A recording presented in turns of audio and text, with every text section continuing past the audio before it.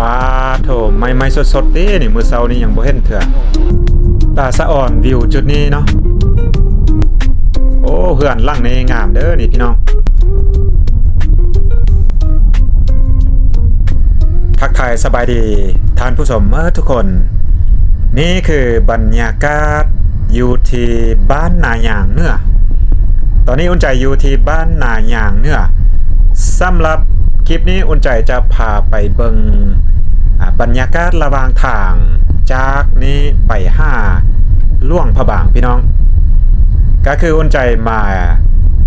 ยามบ้านเกิดเมืองนอนเนาะอุ่นใจก็อยู่เขตนี่แหละพี่น้องอยู่เขตนายางนี่แหละกำลังจะเดินทางกลับไปที่ล่วงพระบางเนาะเดี๋ยวอุ่นใจจะพาไปเบิงบรรยากาศระหว่างทางจากนี้ไปว่าจะเป็นจังไดตอนนี้เราผ่านบ้านนายางเหนือมาเป็นที่เรียบร้อยแล้วก็กำลังก้าวเข้าสู่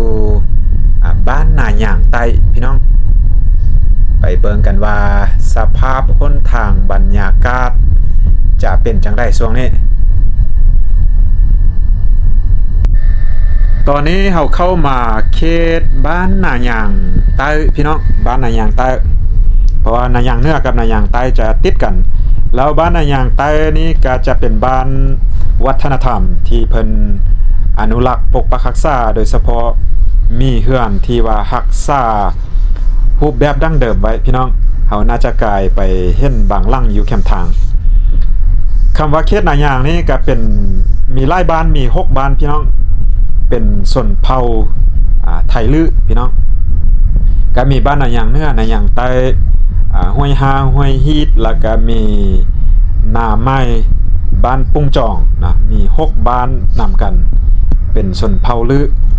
อยู่เขตเมืองนำบากแขวงล่วงพระบางก็ประมาณ100กว่ากิโลเมตร130กว่า140ประมาณนี้แหละเนาะราวๆจากนี้ไป140กิโลเมตรไปล่วงพระบางไปเบิ่งว่าจะใช้เวลาหลายปานใดพี่น้องในการเดินทาง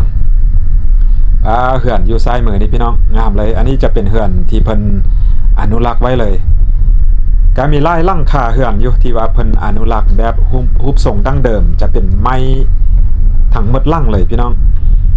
บ้านยกพื้นเป็นบ้านใหญ่เลยแหละหลังคากระมุงด้วยไม้ฟ้าหรือว่าไม้ไผ่เนาะอุ่นใจก็เกิดใหญ่มาจากบ้านไทลื้อแบบนี้แหละพี่น้องกายบ้านอย่างเนื้อไปหน่อยนึงเนาะเป็นบ้านไทลื้อนี่แหละผ่านบ้านไปอุ่นใจจะพาไปเบิงออกจากนี้ไปเมืองน้ำบักเนาะบ้านเขตบ้านบ่มเมืองน้ำบักก็จะเป็นทางดินแดงทางขี้ดินพี่น้องไปเบิ่งนำกันว่าจะเป็นจังได้ถนนหนทางพอสะดวกสบายอยู่บ่พี่น้องตอนนี้ก็คือเขาออกมาเส้นทางลักเชื่อมโยงระหว่างเมืองน้ำบากผ่านหลายหมู่บ้านแล้วก็สามารถไปฮอดเขื่อนน้ำอู่ซ้ำโดยทางเส้นนี้ก็ถือว่าเป็นทางลักทางหนึ่งเนาะอยู่เขตนี้สิซะสามารถเชื่อมไปฮอดเมืองขวาพี่น้องแขวงพงศลีพุ่นละฝนก็พอดีตกมาหน่อยนึงช่วงนี้ก็ถือว่าเข้าช่วงฤดูฝนแบบเต็มตัวเนาะต้นไม้ใบหญ้าก็เขียวขึ้นมาทันทีพี่น้องถนนหนทางนี่ก็เริ่มขี้ฝุ่นน้อยลง แต่ว่ามีขี้ตมไล่ขึ้นพี่น้องออกจากบ้านอุ่นใจบ้านเกิดเมืองนอนอุ่นใจจะมาเล่าให้ฟังพี่น้องออกจากบ้านอุ่นใจไปเมืองน้ำบักบอนเราจะไปผ่านก็แปลว่าสิ้นสุดทางขี้ดินนี่ในระยะทางประมาณ11-12กิโลเมตรนี่บ่ประมาณเนาะอุ่นใจครั้งแรกที่ได้ออกจากบ้านตอนประมาณอุ่นใจได้8-9 ปีนี่แหละก็หลายปีผ่านมาพี่น้อง30ปีผ่านไปย่างเนาะต้องย่างเอาตามเส้นทางนี่แหละพี่น้องย่างลูกบ้านตื่นแต่เช้าห่อเข้าใส่ถุงแล้วก็ย่างแต่ก่อนนั้นบ่มีทางเส้นนี้จะย่างผ่านผูผ้าป่าไม้แค่นี้แหละบ่มีไฟฟ้าบ่มีน้ำประปาบ่มี สัญญาณอินเทอร์เน็ตบ่มีหยังจักอย่างครั้งแรกที่อุ่นใจเคยเห็นเฮือนคอมุงสังกะสีหรือว่ากะเบื้องกะตอนอุ่นใจประมาณ9 ปี 10 ปีนี่แหละย่างไปนำพ่อไปซื้อเครื่องอยู่เมืองลำบากเมืองที่เขาจะไปผ่านทางหน้าแล้วย่างหันถือว่าออกตั้งแต่เช้าๆเลยตั้งแต่เช้ามืดเลยพี่น้องฮอเข้าไปแวะกินข้าวนำทางยิบซื้อเครื่องแล้วก็กลับบ้านพอดีค่ำพอดีมัดวันเลยแหละถือว่าครั้งแรกที่เคยเห็นรถทีบรถจักรก็ประมาณนั่นแหละ สาว30 ปีก่อนพี่น้อง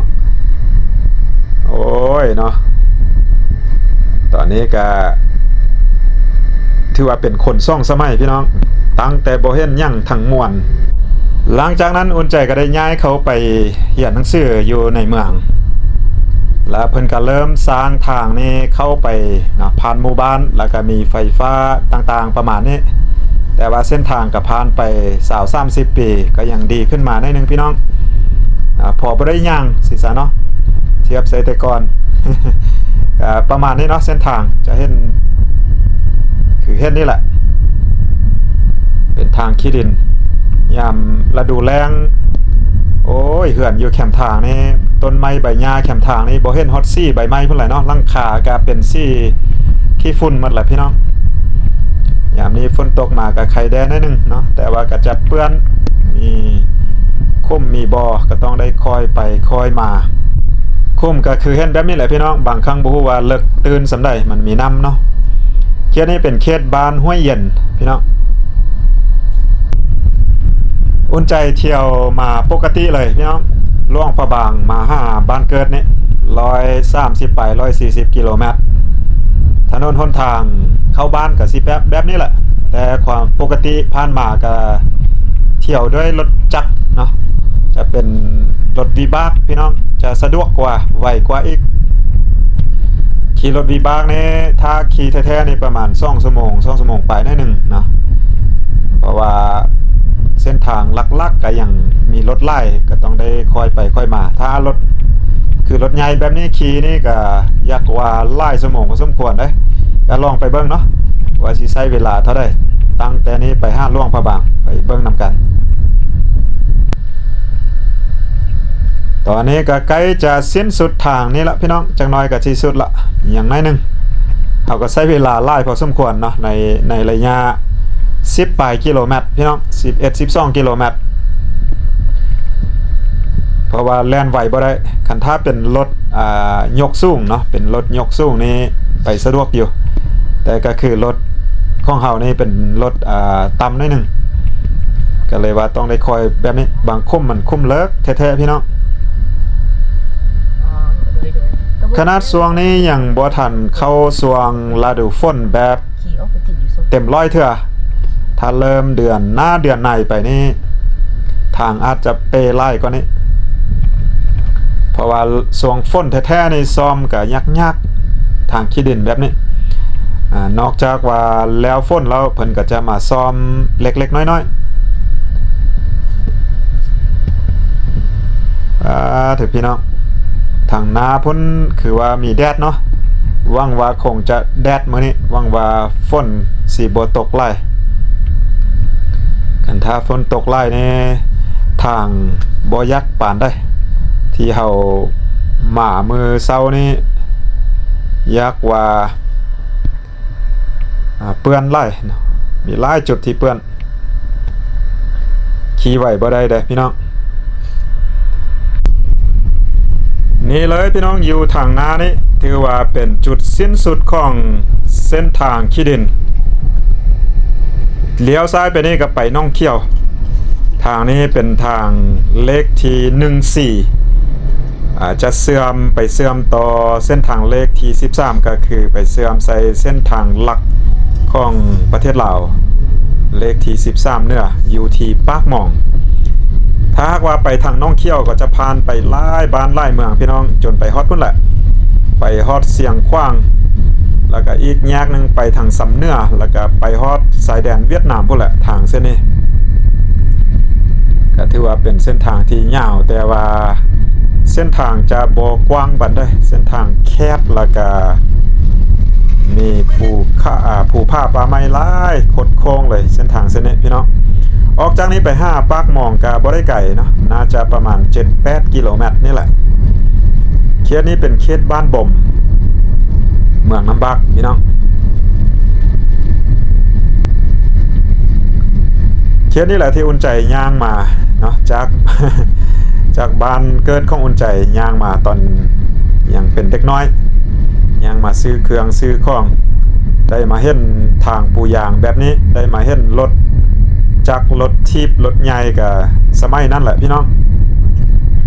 เพราะว่าสมัยนั้นบ่มีรถเลยอยู่ในบ้านเราอยู่มาระยะหนึ่งถ้าทานได้หรือว่าเฮือนหลังคาได้มีรถทิพย์ขี่ก็ถือว่าโอ้ยพี่น้องเอ้ยเป็นเฮือนที่ว่ามีเงินมีคำแล้วเนาะเขตนี้ยังเป็นเขตบ้านบ่มอยู่บางครั้งก็จะมีรถใหญ่แบบนี้พี่น้องก็ต้องได้ค่อยๆไปคอยระวังเนาะทุกการขับขี่อยู่ในเส้นทางของประเทศลาวเฮานี่ลักๆนี่ก็ต้องได้ระวังหลายอย่างเพราะว่าจะเป็นการสั้นจรไปมารถรางยานพาหนะต่างๆนอกจากระวังรถรางยานพาหนะต่างๆก็ยังมีคุ้มต้องได้รีบคุ้มตลอดเวลาแล้วก็มีหมู่ม้าเป็ดไก่งัวควายครบพี่น้องอยู่เขตนอกเขตนาต้องได้ค่อยๆไปค่อยมาแท้ๆโดยเฉพาะตอนนี้กำลังเริ่มเข้าช่วงฤดูฝนก็เฮ็ดให้หนทางนี้เพเป็นคุ้มเป็นบอหลายจุดหลายบอนเลยพี่น้องในระหว่างทางออกจากนี้ไป5หลวงพระบางเท่าที่อุ่นใจผ่านมาเนาะมือเช้านี้ตอนเช้าออกจากบ้านมาก็เลยบ่ได้ถ่ายให้ทานผู้ชมตอนมาก็เลยว่าถ่ายตอนกลับพี่น้องไปเบิ่งบรรยากาศยาวๆเลยคลิปนี้เบิ่งยาวเลยพี่น้องอย่าเฝ้าเบื่อกันเด้อพี่น้องเด้อ อดเบิ่งไปนำกันเนาะกันทักทานได้มักบ้านนอกบ้านนาบรรยากาศตามข้างถนนอยู่ประเทศลาวเนาะพี่น้องเนาะก็จะออกแบบประจนภัยได้นิดนึงนะ ออกประจนภัยได้นิดนึงเพราะว่าต้องได้ระวังทุกการขับขี่ทุกบัดเกาเลี้ยวไปนี่ก็ข้ามขั้วเลยพี่น้องเข้าไปในตัวเมืองนัมบักคำว่านัมบักก็ได้ซื้อมาจากแม่น้ำยูรุมนี่แหละพี่น้องอันนี้เลยนัมบักซื้อแม่น้ำบักจะไล่เข้าไปสู่แม่น้ำอู่อยู่บ้านอยู่เขตบ้านปากบักเนาะนี่เลยตอนนี้เราเข้ามาเขตในเมืองนัมบักนั่นเองนัมบักก็มีชื่อเสียงทางด้านประวัติศาสตร์ธรรมศาสตร์และก็วัฒนธรรมแล้วก็มีชื่อเสียงในปัจจุบันก็คือมักเกียงว่านเมืองนัมบักพี่น้องเมื่อกี้เราผ่านมาบ้านบ่มก็มีชื่อเสียงด้านเฮ็ดไข่แผ่นเนาะไข่แผ่นถือว่าไข่แผ่นนัมบักก็มาจากบ้านบ่มเมื่อกี้เรากายมาเมื่อกี้นี่แหละมีชื่อเสียงสุดเลยก็ถ้าทานได้ฮู้จักก็แน่นอนแล้วเนาะไปซื้อไข่แผ่นต้องท่าม5ไข่แผ่นนัมบักพี่น้องช่วงฤดูกาลเฮ็ดไข่แผ่นนี่ป้าโถเกือบทุกครอบครัวเนาะจะเฮ็ดไข่แผ่นแล้วก็ตากเต็มพี่น้องก็สะอ่อนไปอีกแบบหนึ่งแล้วก็มีส่วนมักเกียงอยู่เขตเมืองน้ำบักเนาะจะอยู่ตามลองน้ำอู่ลองน้ำบักมักเกียงก็จะว่านเป็นพิเศษก็เลยได้ชื่อเสียงมาจากมักเกียงว่านพี่น้องแล้วการสมัยแต่ก่อนประวัติศาสตร์ก็คือเนาะเมืองน้ำบักบ้านหบเมืองน้ำบักเนาะสมัยสงครามพุ่นละก็ถือระเบิดไล่บอลไล่จุดอยู่ทั่วเขตเมืองน้ำบักแล้วก็เขตเมืองงอยฉะนั้นอยู่เขตทั่วเมืองน้ำบักหรือว่าเมืองงอยนี่ก็จะมีหลายสถานที่ที่ว่ามีชื่อเสียงด้านประวัติศาสตร์นั่นเองอันนั้นก็เกี่ยวกับประวัติศาสตร์เนาะพี่น้อง ตอนนี้เราก็เริ่มออกจากตัวเมืองน้ำบากแล้วพี่น้องสภาพถนนหนทางก็ยังโอเคยังใช้ได้อยู่เขตนี้เพราะว่าบ่มีรถหลายจะเป็นถนนที่ว่าแคบแดนหน่อยนึง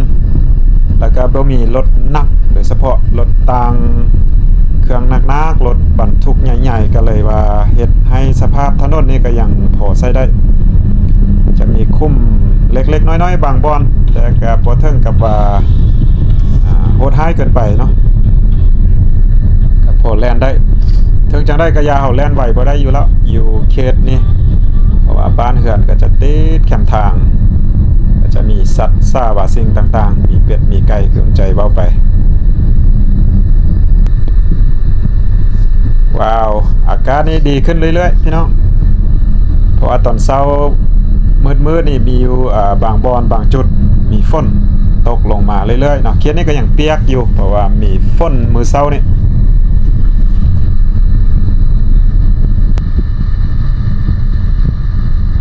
สวยงามถ้าหากว่ามาสวงแรงพี่น้องป่าไม้ผูบางหน่วยนี่แห้งแล้งขนาดตอนนี้เขียวงามดีมักสวงนี้เนาะมักสวงฤดูฝนนี่เพราะว่ามักสีเขียว โอ้มาเขตนี้ก็เริ่มแดดแล้วพี่น้องแดดเริ่มออกมาแล้วท้องฟ้าก็เป็นสีเขียวบ้านนี้เป็นบ้านวังเงินบ่แม่นละพี่น้องบ้านวังเงินน่าจะใกล้ฮอดปากหม่องละน่าจะใกล้ฮอดปากหม่องเขตปากหม่องก็เป็นบ้านปากหม่องนะก็คือจุดสิ้นสุดของเส้นทางเส้นนี้เส้นทางเลข14ไปเชื่อมใส่เส้นทางเลขที่13เนื้อไปเบิ่งว่าเส้นทางเลขที่13จะเป็นจังได๋นั่นคือเส้นทางหลักเส้นทางแห่งชาติของสปป.ลาวเลยพี่น้องตอนนี้เฮาก็ก้าวเข้ามาสู่บ้านปากหม่องปากหม่องก็คือจุดสิ้นสุดของเส้นทางเลขที่14นี่แหละพี่น้องถ้าไปซื่อๆก็จะไปอุดมไสนั่นแม่นทางเลขที่13ล่ะเฮาจะเลี้ยวซ้ายเนาะเลี้ยวซ้ายก็คือไปล่วงพระบางไปซื้อนี่จะไปผ่านแขวงอุดมไสแล้วก็ล่วงน้ำถาแล้วก็เสื่อมเข้าไป5ประเทศจีนนะไปสิ้นสุดอยู่ชายแดนจีนเมื่อกี้นี่เฮาจอดพักเนาะเฮาจอดพักเข้าห้องน้ำห้องในกินน้ำหน่อยนึงสะพัดว่าฝนลงมาพี่น้องแดดอยู่ดีๆฝนลงมาตอนนี้เฮาก็ยังอยู่ปากหม่องนี่แหละพี่น้องกำลังจะออกเดินทางไปต่อมุ่งหน้าไปสู่ล่วงพระบางตอนนี้ที่ว่าเฮาอยู่เส้นทางเลขที่13เป็นที่เรียบร้อยเส้นทางเลขที่13นี่ก็คืออุ่นใจเว้าไปเมื่อกี้จะเสื่อมตั้งแต่ชายแดนลาวจีนเนาะก็คืออยู่บ่อเต็นผ่านแขวงล่วงน้ำถาแขวงอุดมไสแล้วก็มาผ่านนี่แขวงล่วงพระบางนี่พี่น้องจนไปฮอดสิ้นสุดอยู่ภาคใต้ของประเทศลาวพุ่นละอยู่แขวงจำปาสักเนาะแล้วก็เสื่อมเข้ากัมพูเชียก็น่าจะ2,000 กว่ากิโลเมตรเท่าที่อุ่นใจเคยไปมาก็เกือบว่าทุกภาคเหนือภาคใต้ก็มีบางเขตบางจุดเส้นทางนี่ก็ถือว่าเปหลายพอสมควรเราบางจุดก็ยังสะดวกสบายพี่น้องเราไปเบิ่งจุดนี้นำกันตอนนี้เป็นอันนี้เลยพี่น้องจุดนี้ก็ย้อนแบบนี้แหละพี่น้องรถหนักนี่หลายพี่น้องช่วงนี้นะรถบรรทุกนี่เป็นหลายล้อเลยล่ะพี่น้องนี่หนทางกึบขับขี่ไว้บ่ได้เด็ดขาดคุ้มนี่บ่แม่นน้อยๆคุ้มใดพี่น้องขนาดว่าบางคุ้มนี่เพิ่นเอาขี้ดินมาท่มเรียบร้อยแล้วได้นี่ โอเคไปเรื่อยๆพี่น้องเบิ่งยาวๆไปเนาะออกจากนี้ไป5ล่วงพระบางปากหม่อง5ล่วงพระบางนี่110 ปลายกิโลเมตรพี่น้อง13กิโลนี่บ่ประมาณนี้ละรถบรรทุกนี่ทั้งขึ้นทั้งลงเมื่อกี้ตอนเฮาพักฝนตกแห้งอยู่แต่ว่าตอนนี้เริ่มเศร้าละอากาศเริ่มดีขึ้นละพี่น้องท้องฟ้าอยู่ทางพูนเป็นสีเขียวละฝนนี่ก็ถือว่าอยากว่าเศร้าแท้ๆแล้วแต่ก็ยังเปียก างอย่างเปียกอยู่แต่ต้องค่อยๆขี่ต้องได้ระวังพี่น้องทางเปียกแบบนี้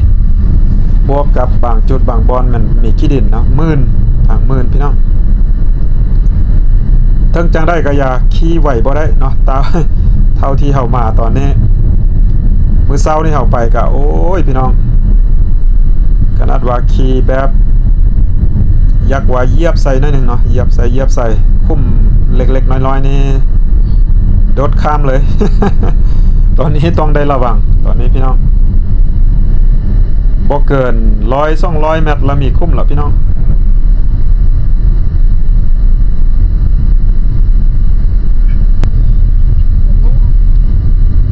ตอนนี้เราเข้ามาเขตใกล้ๆจะฮอดเขตน้ำท่วมบ้านน้ำท่วมก็คือว่าเป็นบ้านหนึ่งที่ว่าเป็นบ้านที่มีชุมชนใหญ่แล้วก็บ้านใหญ่พอสมควรบ้านน้ำท่วมเหนือน้ำท่วมใต้อยู่ทางหน้าพุ่นผู้อยู่ทางหน้าพุ่นไกลๆพุ่นพี่น้องบ่แน่ใจว่าเบิ่งผ่านกล้องจะเห็นดีบ่ถือว่างามเลยถ้าถนนเส้นนี้ดีโอ้ยพี่น้องอุ่นใจเที่ยวไปบ้านเกิดจากหลวงพระบางเที่ยวไปเที่ยวมานี่สะดวกสบายเลยใช้เวลาบ่พอเท่าใดก็ฮอดละแต่ว่าอันนี้น่าจะใช้เวลาหลายพอสมควร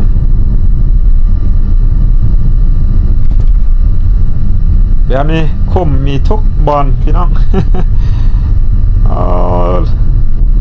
เพิ่มบ่ได้เด็ดขาด เพิ่มบ่ได้ละตนคุ้มได้ในบากหลักๆพี่น้องรถต่ำแดโอ้ยตายละคูด2-3 เทื่อละเนาะ กันบางครั้งแม่คือแบบนี้ทางดีๆไปคิดว่ามันจะดียาวหน่อยนึงเนาะ ไปแล้วต้องได้เบรกแล้วก็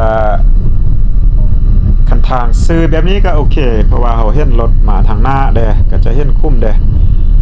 โดยเฉพาะจุดที่ว่าทางคดโค้งหน่อยนึงนี่อันตรายแท้ๆพี่น้อง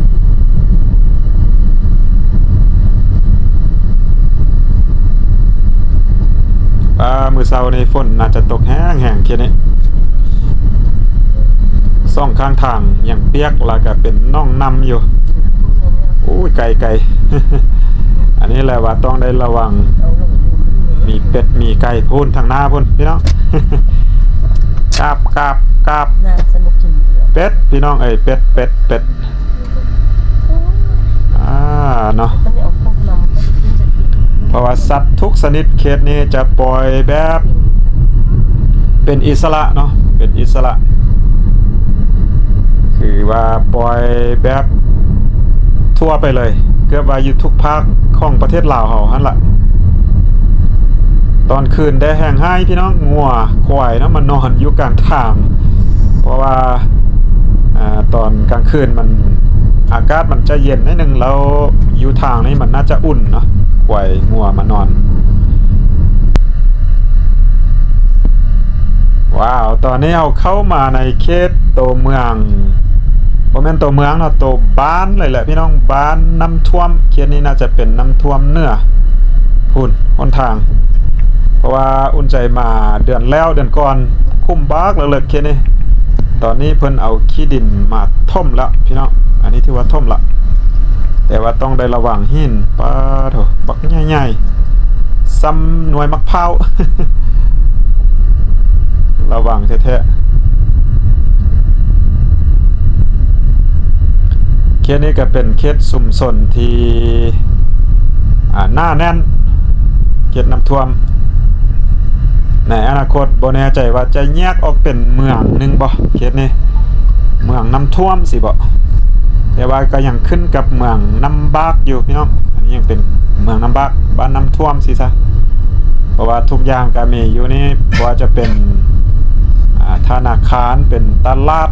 ซูเปอร์มาร์เก็ตก็มีอยู่นี่ล่ะ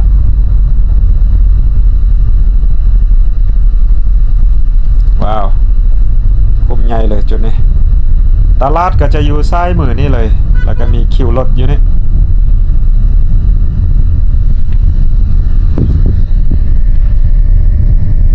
น้ำ น้ำท่วมพี่น้องซื้อบ้านน้ำท่วมแต่ว่าอยู่ไกลจากน้ำเนาะบ่แน่ใจแต่ก่อนน้ำจะท่วมบ่แค่นี้จึงเอิ้นว่าน้ำท่วม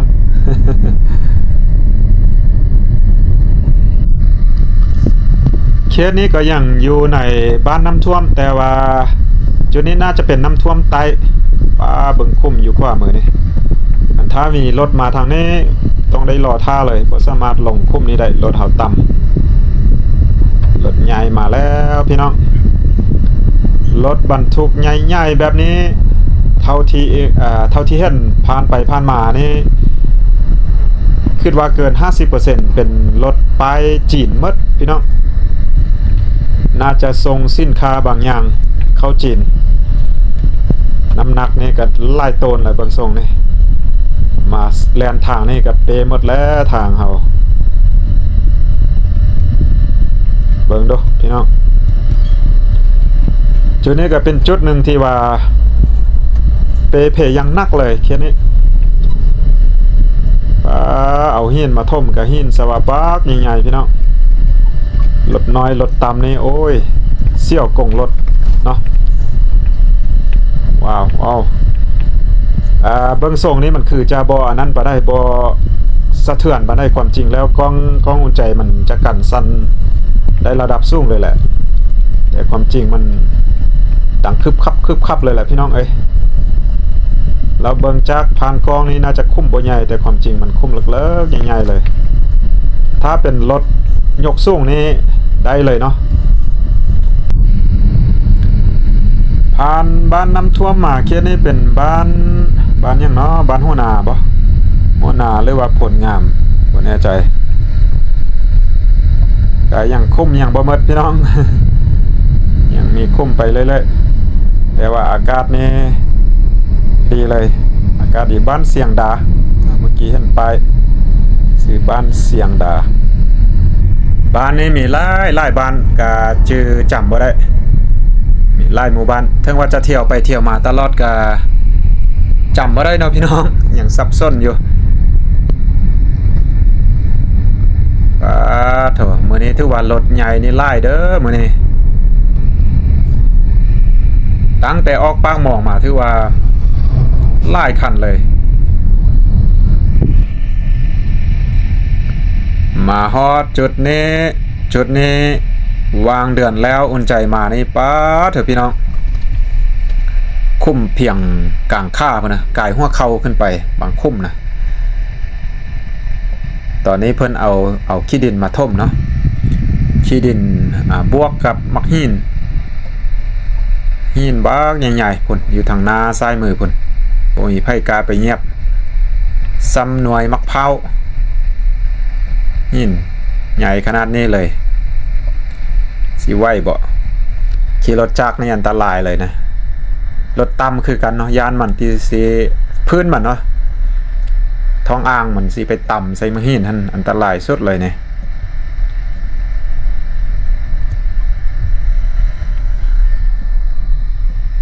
ก็ยังเป็นเขตน่าจะเป็นเขตบ้าน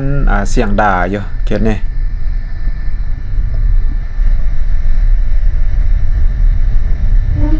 ขี่ไหวบ่ได้แท้ๆพี่น้องคันท่าว่าทางนี่ขี่ไหวได้ก็บ่เทิงว่าไหวเนาะขี่แบบใดสม่ำเสมอบ่จำเป็นต้องได้ไปเบรกลีกคุ้มลีกอย่างนี้ขี่แบบปกตินะถือว่าเป็นเส้นทางหนึ่งที่สวยงามที่สุดเลยมาฮอดเขตนี้ก็เส้นเดียวกันก็คือวุ่นใจว่าบ่เกินเนาะทางดีตอนนี้ที่เราผ่านมาตั้งแต่ป้ามองมาทางดีสุดบ่เกินถือว่าดีต่อเนื่องกันบ่เกิน 4-5 กิโลเมตรบ่เกินเนาะพี่น้องถือว่าสูงสุดละถือว่าดีเกิน5กิโลเมตรเราไปแบบนี้นะป้าบ่นี้กันฝนตกใส่มีน้ำข้างแน่เป็นบวกเลยแล้วนี่พี่น้องบ่ฮู้ว่ามันจะเลิกจะตื่นซำเด้อเด้อนี่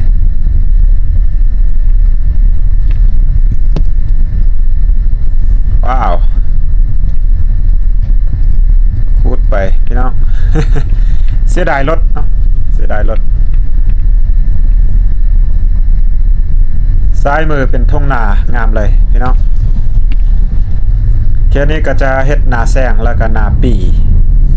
ตอนนี้กำลังเฮ็ดนาปีนะแล้วนาแซงเป็นที่เรียบร้อยแล้วเด้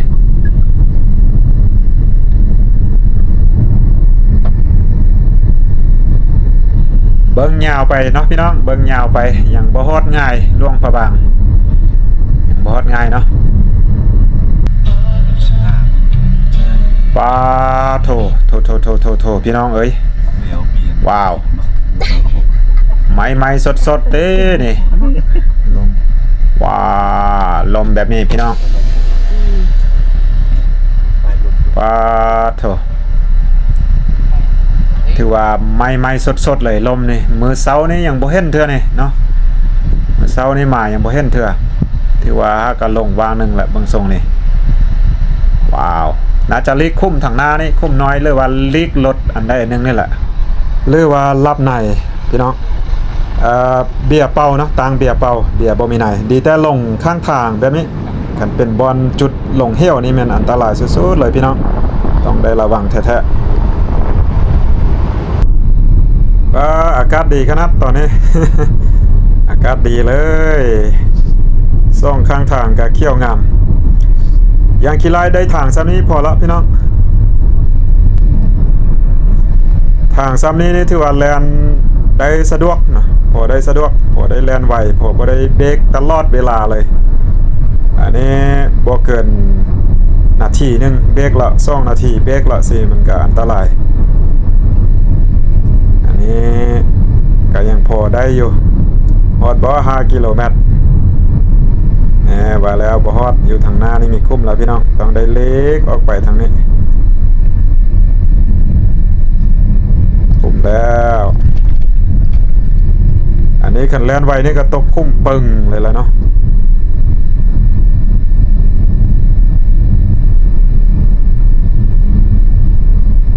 สวยงามท้องฟ้ากับเขียว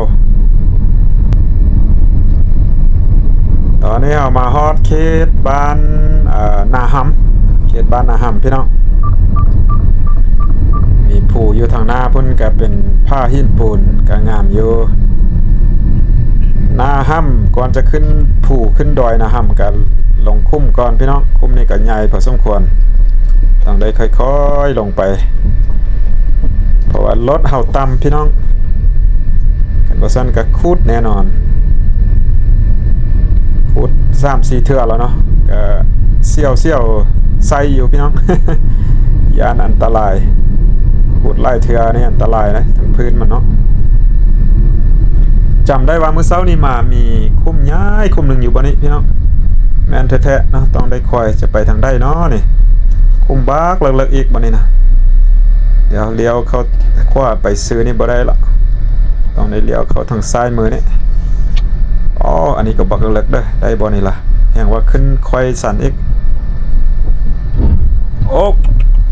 อัพตรึดโอ้ยตายแล้วพี่น้องโอ้คูดละได้บ่นี่อ๋อตายพื้นบนมุนหมดแล้วอ่ะโอ้ทางสิไปแท้ๆมันคุ้มเลิกพี่น้องเอ้ยคันท้าคนบ่ฮู้ทางนะเวลาลงแล่นลงมานี่อันตรายสุดเลยนี่เพราะว่าเขตนี่มันทางดีหน่อยนึงเนาะมาแล้วมันคุ้มใหญ่บ่เดียวเบรกบ่ทันละลงคอยหน่อยนึงเขตนี้เป็นเขตชายแดนระหว่างเมืองน้ำบากกับเมืองปากอู่อยู่เขตนาหำนะอีกเขตดอนเงินจะเป็นเขตระหว่างชายแดน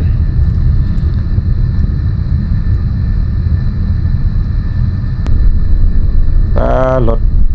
บรรทุกแบบนี้เต็มทางเลยต้องได้ค่อยๆแท้ๆระวังแท้ๆตอนนี้เราอยู่ดอนเงินเนาะดอนเงินมาแล้วพี่น้องปกติเรามาจอดอยู่บนนี้แล้วก็เบิ่งวิวลงไปลมพูนทางหน้าพุ่นจะมีวิวน้ำอู่จะเห็นน้ำอู่แล้วก็มีภูผ้าสูงๆเลยลง คอยนี้ไปเนาะลงผู้นี้ไปลงพุ่นก็เป็นจะเป็นอีกเมืองปากอู่ละเมืองปากอู่แล้วก็เข้าไปเมืองหลวงพระบางทางโค้งแบบนี้ต้องได้ระวังแท้ๆพี่น้องต้องได้ระวังรถใหญ่ลอยมาบักดีๆนะบางเทื่อนี่รถมันช่วงยาวเนาะเขาเจ้าโค้งแบบนี้กินทางมาเต็มทางเลยอันตรายแท้ๆนะพี่น้อง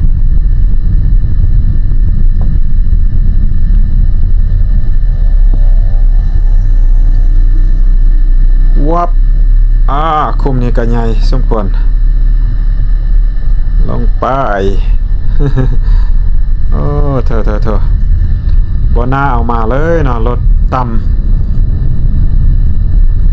ำก็บ่ได้ต่ำมันเป็นHUV เนาะพี่น้องรถ SUV ก็สูงสมควรโอ้ต้นไม้ล้มขวางทางก็บ่มีหน่วยงานได้เอาออกพี่น้องบ่แน่ใจว่ามีหน่วยงานรับผิดชอบอยู่บ่เนาะเวลามีต้นไม้ต้นตอกล้มทับทางดินเจือนคุ้มอย่างต่างๆนี่บางทีจนไปบ่ได้พุ่นแหละเพราะว่าเพิ่นปะให้หน่วยงานหรือว่าบริษัทได้รับผิดชอบอยู่เนาะก็บ่แน่ใจพี่น้องมีป้ายอยู่ทางหน้าจะเห็นป้ายอยู่ขวามือนี้เป็นป้ายเมืองปากอู่เนาะเข้าเมืองปากอู่ละพี่น้องเมื่อกี้เราผ่านมาแม่นเมืองน้ำบักแต่ก็อยู่ในแขวงหลวงพระบางเส้นกันเพราะว่าเมืองปากอู่เมืองน้ำบักก็อยู่ในแขวงหลวงพระบางแล้วหลังจากเมืองปากอู่นี่ก็เข้าไปที่เมืองหลวงพระบาง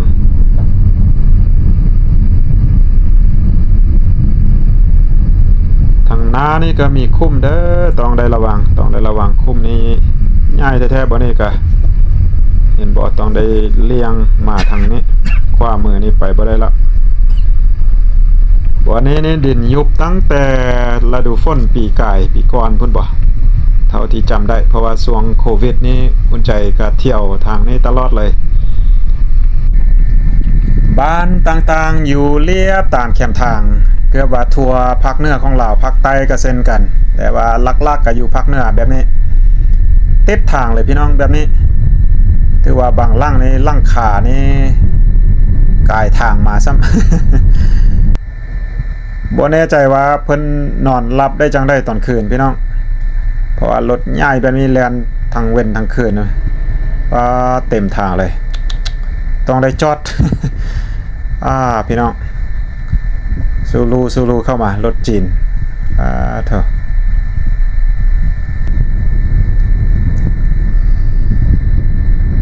มาเขตนี้เป็นหน้าผาถือว่าบรรยากาศดีตะเวนลับผ้าตัวนี้ไปก็ห่มเย็นเลยป่าไม้ก็เขียวเนาะซ่องข้างทางซ้ายมือเป็นแม่น้ำอู่ถือว่าทางเส้นนี้จากนี้ไปถือว่าเรียบแคมน้ำอู่ไปจนฮอดพุ่นละฮอดหลวงพระบางพุ่นละพี่น้องจนฮอดปากอู่เนาะหลังจากนั้นปากอู่ไล่เข้าแม่น้ำคลองก็จะเรียบทางก็จะเรียบแม่น้ำคลองไปประมาณนั้นแหละ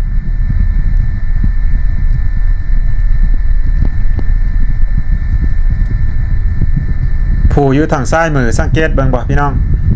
สูงๆสั่นๆอยู่ซ้ายมือแม่นไฮเข้าประชาชนอยู่เขตนี้แหละเขาเจ้าไปเฮ็ดไฮอยู่เทิงผู้เพราะว่าเขตนี้บ่มีท่องเพียงเลยพี่น้องจะเฮ็ดหัวเฮ็ดส่วนไฮนาตากานี่ต้องได้ไปเฮ็ดอยู่เทิงผู้พุ่น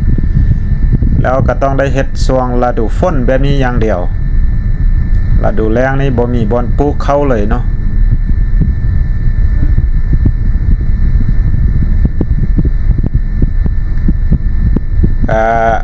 มีไส้น้ำก็คือไส้น้ำอู่นี่แหละ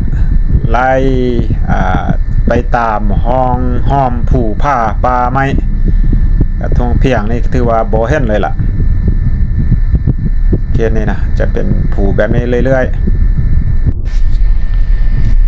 ว้าวบ่อนี้ก็อีกจุดหนึ่งเด้อพี่น้องเด้อเวลาฝนมานี่เป็นห้วยเลยล่ะเพราะว่าน้ำไหลมาแต่ผู้เพิ่นบ่มีท่อระบายออกก็ถือว่าไหลผ่านหนทางนี่ก็เป็นสายน้ำเลยแล้วคุ้มนี่ก็เลิกเลยก็เป็นน่องเลยแล้วพี่น้องว่ายอมรับมื้อนี้รถบรรทุกนี่หลายแท้ๆพี่น้องเกิน 50% แม่นรถป้ายจีนเนาะเป็นรถจีนถึงว่าป้ายลาวนี่บางคันนี่ก็แม่นคนจีนขับซ้ำนี่พี่น้อง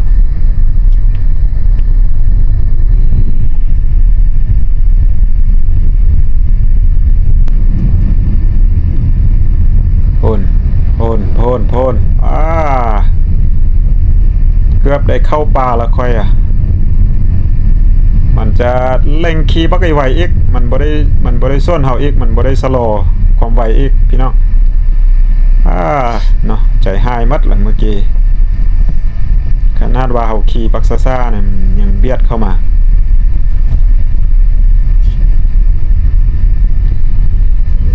เคสนี้เป็นเคสผ้าลายเนาะจะเอิ้นว่าผ้าลาย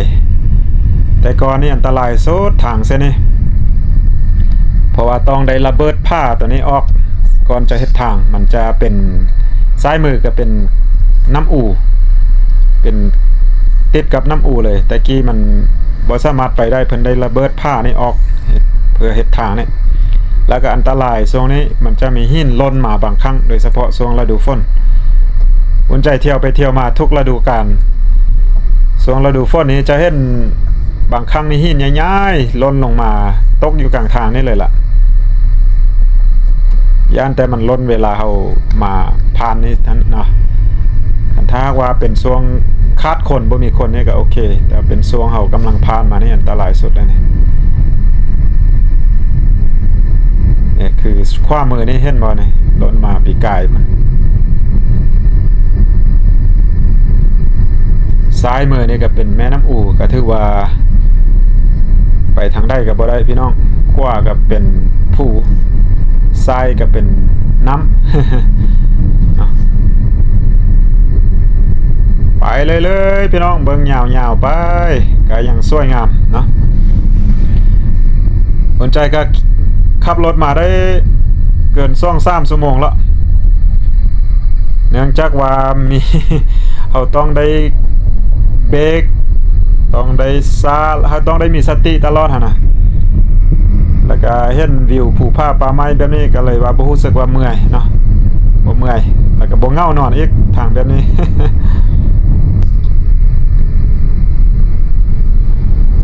บางทีเฮานำรถแบบนี้นะนำลั่งรถแบบนี้สีแสงนี่ยากเนาะพี่น้องมันเต็มทางเลยแล้วเข้ากับบบางเทื่อนี่บ่ซ่าให้เลยจุดนี้เป็นจุดหนึ่งที่ว่าอุ่นใจเห็นตั้งแต่ช่วงโควิดพี่น้องช่วงโควิดผ่านมาจากปีละดินตัวนี้นะมันสไลด์ลงมานี่มาตันนี่ก็เลยว่าเฮ็ดไอ้ทางเป็นแบบนี้เลยจุดนี้อยู่เขตเอิ้นว่าเขตหยังบ่ลาดกอกบ่เขตนี่แม่นละลาดกอกที่ว่าดินนี่ลงมาตันทางครึ่งทางเลยที่ว่าเป็นขี้ดินสไลด์ลงมาตันเหลือแต่ครึ่งนึงให้เที่ยวเนาะ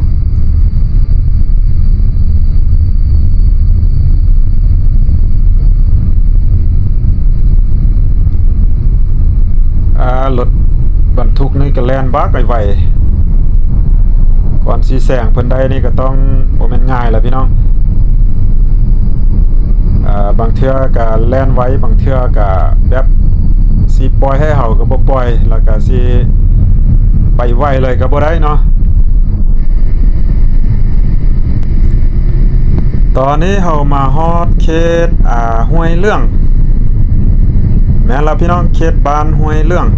เขตนี้จะสวยงามเลยซ้ายมือเป็นแม่น้ำอูขวามือเป็นนาคันใดพี่น้องสวงเพิ่นปลูกเขาเขี้ยวงามนี่โอ้ยตาสะอ่อนเลยเนาะงามวิวนี้ได้เลยล่ะพี่น้องเอ้ยสวยงามทางเขตนี้ก็จะดีเด้อหน่อยนึง ทางก็จะดีเด้อหน่อยนึงน้ำอู่เริ่มจะบ่ไหลแล้วเขตนี้เพราะว่ามีเขื่อนอยู่ทางหน้าพุ่นจะยืงเขื่อนขึ้นพี่น้องยื ยึงเขื่อนขึ้นมาแต่ก่อนนั้นโอ้ยมีหมู่บ้านหลายเรียบต่ำลงไปเนาะตอนนี้เพิ่นก็ย้ายขึ้นมาหลายบ้านพอสมควรแต่ก่อนนั้นอุ่นใจเคยขึ้นลองด้วยเหือพี่น้องจากล่วงพระบางไปห้าน้องเขี้ยว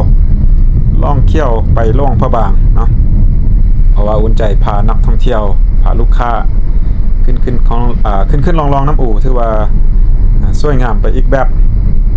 ตอนนี้เฮ็ดบ่ได้แล้วพี่น้องเพราะว่าจากน้องเขี้ยวไปห้าล่วงพระบางมีอยู่2เขื่อนเนาะเขื่อนน้ำอู่1และเขื่อนน้ำอู่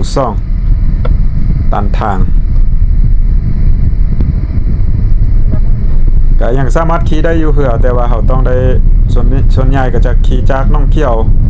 ไปลงอยู่หน้าเขื่อนน้ำอู่ซ่องแล้วก็รถไปหับเอาพี่น้องจะบ่ได้ขี่ตรงไป5ล่วงพระบางเลยเคสนี้ก็จะดีได้หน่อยนึงเส้นทางพี่น้อง พอหายใจได้ก็ยาวเติบก็ประมาณน่าจะ 3-4 กิโลเมตรเนาะยาวเรียบแบบนี้ไปแล้วก็เท่าที่จำได้อยู่ทางหน้านี้อย่างน้อยเดียวกับเริ่มมีคุ้มไปแล้วต้องได้เบรกละ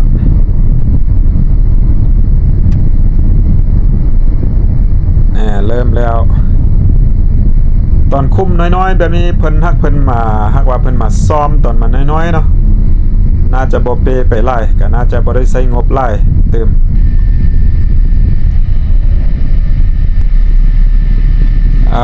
จุดนี้อยู่เขตปากแจกพี่น้องบ่อนี้ก็อีกเติมบ่อนหนึ่งที่ว่ายุ่งยากพอสมควรเพราะว่าบางครั้งถ้าหากว่ารถมาหลายคันคือแบบซี่เขาต้องได้รอท่าอันนี้ก็เฮ็ดให้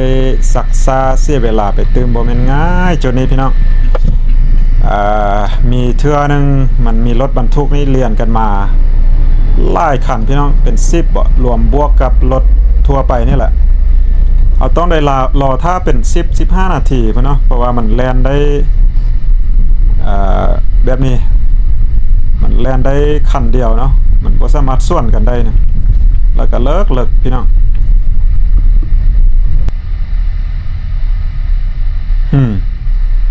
วันนี้ก็ตั้งแต่พุ่นละ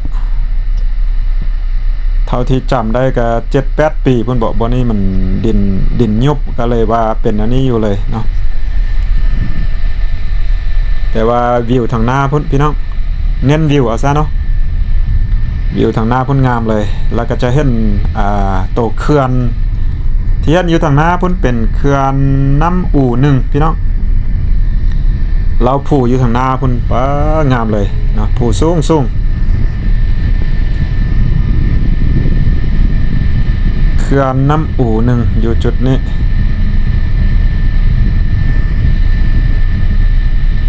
หาอาหารอยู่ซ้ายมือนี่ก็มีวิวงามเลยเนาะได้วิวเขื่อนน้ำอู่แต่ก่อน 3-4-5 ปีหรือว่าก่อนโควิดเท่าที่จำได้อยู่ซ้ายมือนี่มีห้านอาหารมีเหือแผ่บ่แน่ใจว่าเพิ่นตั้งย้ายออกบ่หรือว่าบ่มีลูกค้าแล้วเพิ่นเซาบ่เนาะถือว่ายกเลิกเลยบ้านนี้ก็เป็นบ้านหนึ่งที่ว่ามีหลายหลังคาเรือนที่ต้องได้ย้ายขึ้นมาเนาะย้ายขึ้นจากบนต่ำขึ้นมาอยู่เทิงพี่ป้าเถอะแบบนี้พี่น้องก็ยังสงสัยอยู่ว่าหมู่บ้านแบบนี้นะเรือนที่ติดทางนี่นะบ่แน่ใจว่าตอนค่ำตอนคืนมาเพิ่นนอนรับได้นะได้เนาะเพราะว่ารถบรรทุกนี่แล่นยักกว่า24 ชั่วโมงเบิ่งพี่น้องแล้วก็ขี้ฝุ่นเนาะตอนฝนบ่ตกก็จะขี้ฝุ่นถ้าฝนตกลงมาก็ขี้ตมเพราะว่าอยู่กลางใจบ้านนี่จะมีคุ้มเลยพี่น้องเลิกอีกคุ้มนี่นะ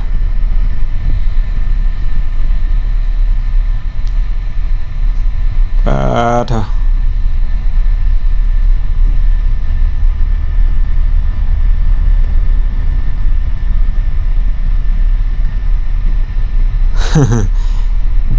ม หมู่บ้านที่ว่ายับขึ้นไปอยู่ถึงพุ่นเดียวเนาะ ออกขึ้นไปไกลทางหน่อยนึงพี่น้องเพราะว่าบ้านจัดสั้นจะขึ้นไปถึงพุ่นขวามืออยู่ถึงภูแล้วมีจุหนึ่งอยู่แคมทางแบบนี้บ่แน่ใจว่าเพิ่นแทนที่ต้องได้ย้ายบ่หรือว่าเพิ่นตั้งบ่ย้ายถือว่ามุนวัดเนาะบ้านนี้ถือว่ากลางใจบ้านใจกลางบ้านทางบ่นี้มุนมัดเลยนะไปซื้อนี่บ่ได้แล้วอันรถต่ำคือเฮานี่ต้องได้ขึ้นพี่เข้าแคมพี่กันแคมนี้มุนซะเฮาสิไปทางใดบ่นี่พี่น้องวาบอู้ยคือว่าวาบลงเลิกแท้ใจหายหมดเลย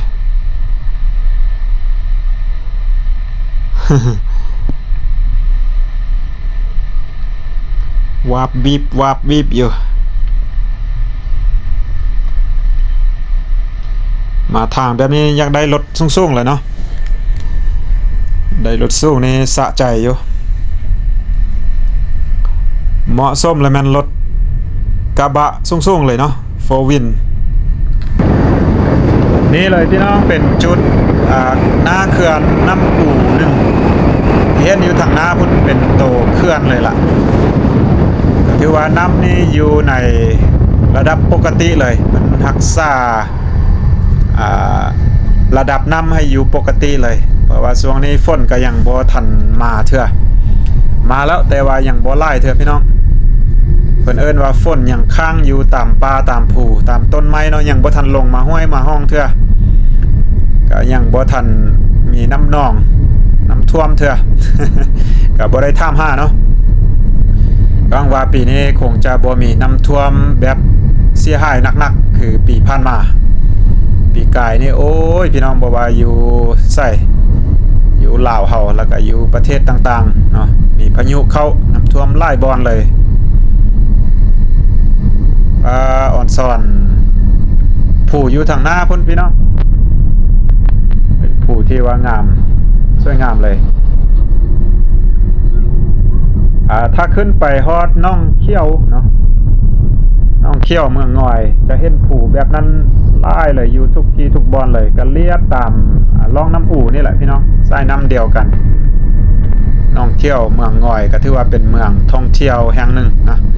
จากหลวงพระบางไปฮอดน้องเขี้ยวก็140กว่ากิโลเมตรก็บ่ไกลจากบ้านที่ว่าเฮาไปเนาะบ้านของอุ่นใจไปบ้านเกิดเมืองนอนของอุ่นใจเพราะว่ามันแยกคนละทางซื่อๆพยายามยักแซงรถทางหน้านี่บ่สามารถแซงได้เลยพี่น้องรถบรรทุกหนักๆนี่นะเพราะว่ามีรถส่วนมาตลอดแล้วก็จะไหวก็ไหวบ่ไหวจะซ่าก็บ่ซ่านะเมากระเถินเนาะจะให้เฮาแบบนำก้นแบบติดๆนะนำก้นติดไล่กับบ่ไหวพี่น้องขี้ฝุ่นพี่น้องเอ้ย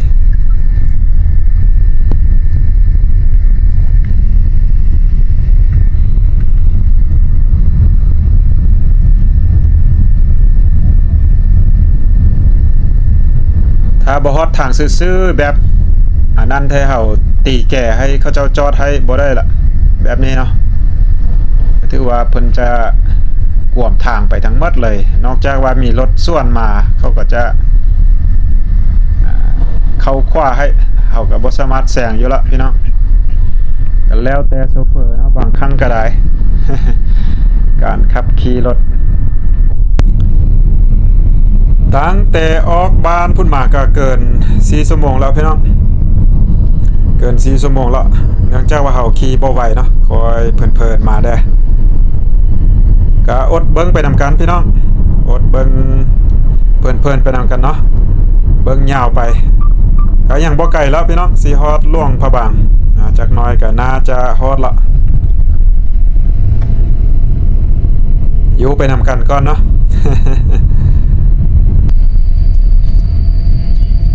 ตอนนี้เฮาเข้ามาฮอดเขตขั้วแล้วพี่น้องขั้วน้ำอู่ขั้วข้ามน้ำอู่เข้าไปทางขวามือเป็นเส้นทางใหม่จะไปเขื่อนน้ำคลองพี่น้อง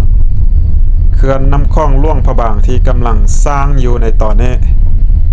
กำลังอยู่ในการก่อสร้าง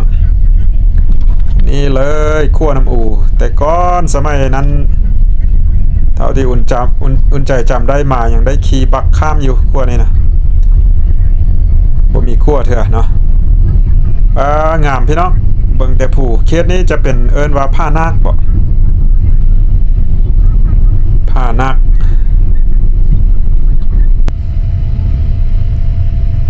ออกจากนี้ไปเนาะก็คือหลังจากขั้วเมื่อกี้เนาะขั้วข้ามน้ำอูไป5ที่หลวงพระบางส่วนใหญ่ทางก็จะดีละพี่น้องเพราะว่าเพิ่นซ่อมแปลงส่วนใหญ่สภาพก็จะดีขึ้นหลายพอสมควรเส้นทางก็บ่มีคุ้มมีบอคือตั้งแต่ปากหม่องมาถือว่าดีขึ้นหลายแต่ว่าอีกจุดหนึ่งอยู่ทางหน้าพุ่นบ่แน่ใจว่าเป็นหยังเพิ่นคือบ่ซ่อมเนาะเดี๋ยวเขาจะไปฮอดจุดนั้นแล้วเคสนี้เพิ่นซ่อมเนาะซ่อมตั้งแต่หลวงพระบางจนไปฮอดขั้วน้ำอูเมื่อกี้เขาข้ามมาแล้วหลังจากนั้นเพิ่นหยุด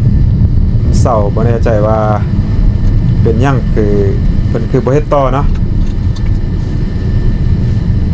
เขามาฮอดปากเสื่องอันนี้จะเป็นขั้วข้ามน้ำเสื่องนั่นเองน้ำเสื่องนี่เลยพี่น้องก็เป็นแม่น้ำหนึ่งที่ว่าใหญ่พอสมควรแล้วก็ไปไล่เข้าสู่แม่น้ำคลองอยู่ใกล้ๆนี่แหละอยู่บ้านปากเสื่องจะเรียกว่าบ้านปากเสื่องอยู่ทางหน้านี่แหละ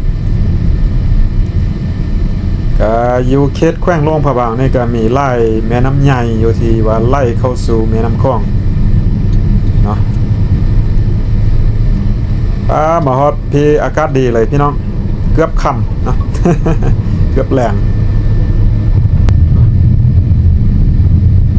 หลวงพระบางเมืองโพนใส่เลี้ยวซ้ายนี่เป็นจุดสามแยก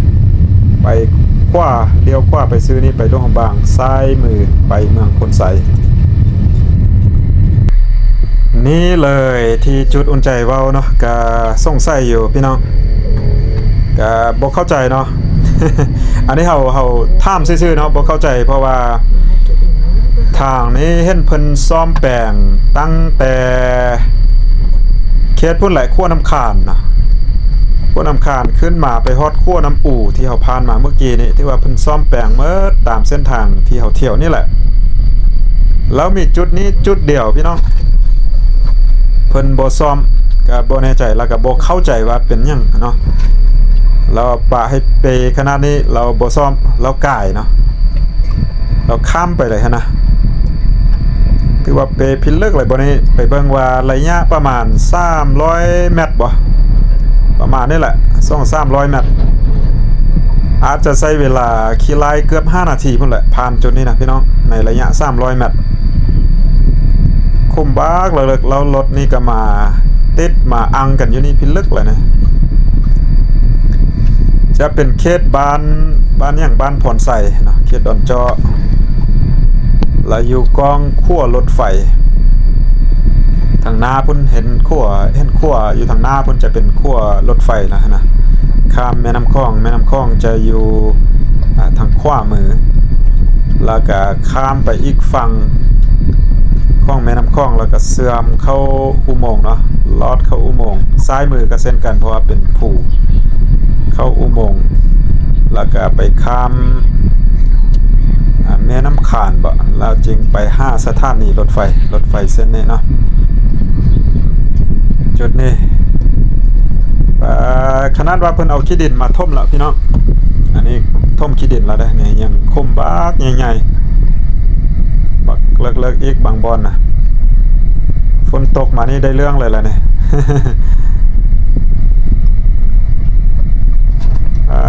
ก็เห็นใจคนอยู่เขตนี้อยู่เพราะว่ามีหมู่บ้านหลายหมู่บ้านอยู่ไกลนี่ไปหน่อยนึงแล้วเพิ่นเข้าไปเฮ็ดเวียกอยู่ในเมืองเนาะเข้าไปเฮ็ดเวียกอยู่ในเมืองหลวงพระบางเพราะว่าออกจากนี้ไปหาในเมืองก็บ่ไกลละต้องได้เที่ยวผ่านเขตนี้ทุกวันก็หนักพอสมควรเด้อพี่น้องเด้อ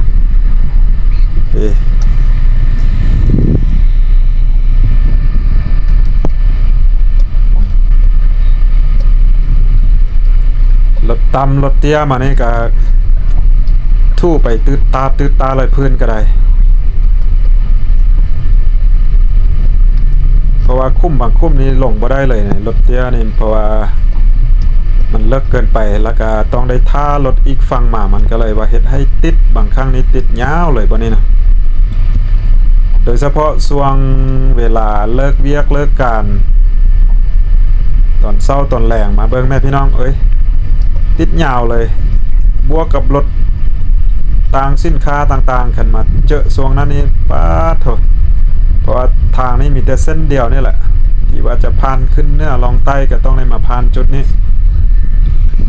เนี่ยว่าเส้นทางลักเนาะนี่เลยทางรถไฟอยู่ทางนี้เลยรถไฟผ่านไปก็งามแท้โอ้พี่น้องแต่ว่าเบิ่งทางลมนี่ติเนาะหนักเลย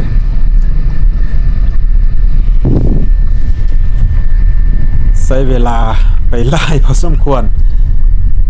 ในระยะประมาณ300เมตรนี่แหละเท่าที่เบิ่งนี่พี่น้องใช้เวลาไปเกือบ5นาทียังบ่สุดเนาะยังมาจุด3แยกนี่อีกถ้าไปทางขวามือเนาะเลี้ยวไปทางขวามือจะเข้าไปในตัวเมืองหลวงพระบางโดยตรงเลยเฉพาะรถบรรทุกรถใหญ่ละห้ามเข้าเด็ดขาดเนาะฝั่งขวามือแล้วมันจะมีทางเว้นเข้าไปทางซ้ายมือพี่น้องเป็นเขาเอิ้นว่าเป็นทางเว้นเป็น bypass road เนาะที่ว่าทานสามารถข้ามไปออกอีกฝั่งของเมืองเลยแล้วก็ทางไปสถานีรถไฟอีกนะครับจะไปทางนี้แต่ว่าไปทางนี้ก็สามารถมีแยกเข้าในเมืองเช่นกันป้าถบพ้นแล้วพี่น้อง พ้นทางประจนภัยละก็ถือว่าออกจากนี้ไปก็เป็นทางดีละนะเข้าไปตัวเมืองหลวงพระบางเขตนี้เป็นเขตบ้านใหม่จะเอิ้นว่าเขตบ้านจัดสรรเนาะผู้สร้างคำผู้เล็กเจริญแค่นี้ใกล้ๆกับเขตหัวเดินเอิ้นว่าหัวเดินหัวสนามบินเนาะส่วนใหญ่คนที่ว่ามาอาศัยอยู่เขตนี้จะย้ายมาแต่เขตสนามบินในแต่ก่อนเพราะว่าตอนเพิ่นขยายรันเวย์อยู่สนามบินหลวงพระบางเพิ่นได้จัดสรรให้ประชาชนย้ายมาอยู่เขตนี้แล้วทางนี้ก็เป็นเส้นทางตัดใหม่ฉะนั้นหลายคนก็จะฮู้ในนามเขตบ้านจัดสรรนะออกจากนี้ไปก็ถือว่าทางดีแบบนี้แหละถ้าไปตามทางใหญ่นี่ก็จะออกไปผ่านสถานีรถไฟแล้วก็ออกเว้นเมืองแล้วก็ลงไปพุ่นละ